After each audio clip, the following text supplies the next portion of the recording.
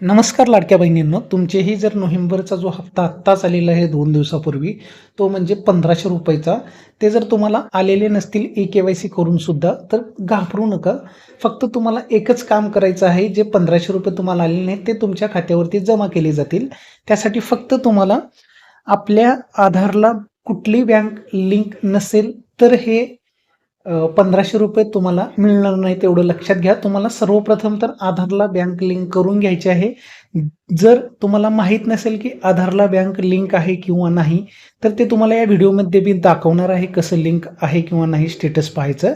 त्यासोबतच तुम्ही जर आधारला बँक लिंक करायची असेल तर त्याच्या संबंधित सुद्धा तुम्हाला व्हिडिओ समोर देण्यात आलेला आहे. आय बटनवरती समोर क्लिक करायचं तुम्हाला वरती.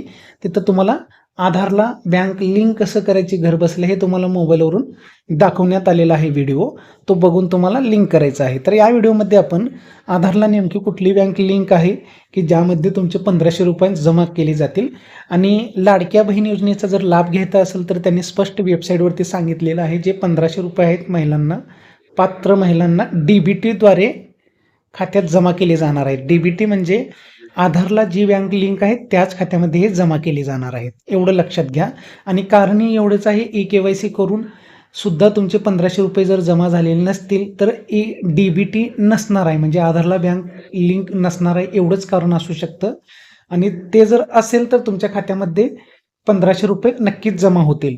तर आता व्हिडिओला सुरुवात करूया आपण. सर्वप्रथम तर चॅनलला नवीन असाल तर लाईक आणि सबस्क्राईब करा. आणि तुम्हाला आधारला बँक लिंक कोणती आहे हे स्टेटस कसं पाहायचं हे व्हिडिओमध्ये दाखवणार आहे. त्यासाठी सर्वप्रथम तुम्हाला गुगलवरती NPCI टाकायचं आहे आणि या लिंकवरती तुम्हाला क्लिक करायचं आहे. क्लिक केल्यानंतर तुमच्यासमोर असं इंटरफेस ओपन होणार आहे. इंटरफेस ओपन झाल्यानंतर मित्रांनो, कस्टमरचा जो ऑप्शन दिसत आहे तुमच्यासमोर, हा ऑप्शन आहे, याच्यावरती क्लिक करायचं आहे तुम्हाला. क्लिक केल्यानंतर समोर तुम्हाला एक ऑप्शन दिसत आहे परत, भारत आधार सीडिंग इनेबलर, याच्यावरती क्लिक करायचं आहे. स्टेप बाय स्टेप समजून घ्या, अगदी 2 मिनिटात तुम्हाला मोबाईलवरून करता येणार आहे चेक आधारला कोणती बँक लिंक आहे. त्यानंतर तुम्हाला इथं डाव्या कोपऱ्यामध्ये काही ऑप्शन दिसत आहेत, याच्यामध्येच तुम्हाला सांगू इच्छितो, जो हा ऑप्शन आहे आधार मॅप स्टेटस, इथून तुम्हाला आधारला बँक लिंक कोणती आहे हे स्टेटस करणार आहे, याच्यावरती क्लिक करायचं आहे. क्लिक केल्यानंतर मित्रांनो, इथं तुम्हाला तुमचा आधार नंबर भरून घ्यायचा आहे. इथं आधार नंबर भरून घ्यायचा आहे. त्यानंतर खाली हा कॅप्चा आहे तसा इथं भरून घ्यायचा आहे तुम्हाला. आणि त्यानंतर स्क्रोल करून खाली आल्यानंतर चेक स्टेटस या ऑप्शनवरती क्लिक करायचं आहे. त्यानंतर OTP येणार आहे, तो OTP लगेच तिथं भरून घ्यायचा आहे तुम्हाला. OTP भरल्यानंतर कन्फर्म या ऑप्शनवरती तुम्हाला क्लिक करायचं आहे. क्लिक केल्यानंतर तुमच्या समोरच तुमच्या आधारला कुठली बँक लिंक आहे हे बघू शकता मित्रांनो. तर आता माझ्या आधार कार्डला Indian post payment bank link आहे हे दाखवत आहे स्टेटस, म्हणजे आधारला बँक लिंक आहे असं समजून घ्यायचं. जर इथं तुम्हाला डिसेबल ऑप्शन असेल तर तुमच्या आधारला कुठलीही बँक लिंक नसणार आहे. इनेबल आहे म्हणजे आधारला बँक लिंक आहे.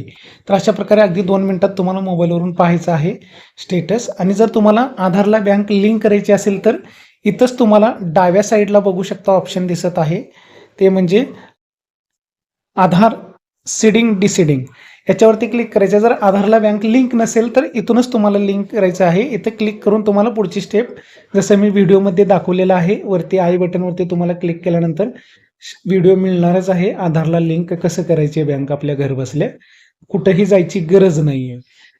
जर घर बसल्या तुम्ही अगदी 2 मिनिटात अगदी स्टेप बाय स्टेप या व्हिडिओमार्फत तुम्हाला कळणार आहे की आधारला बँक लिंक कसं करायचे आहे.